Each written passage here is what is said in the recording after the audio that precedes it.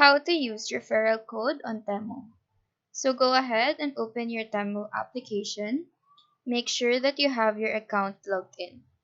Once you're in this homepage, you will see four icons on the bottom part of the screen. What we need here is the U icon, which is on the bottom center of the screen.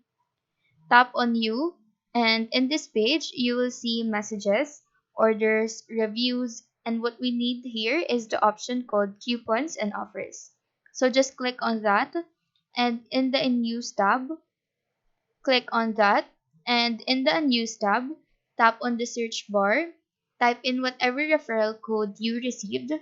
Once you're done typing that in or pasting that, click on apply, and you will then be able to use the referral code you have.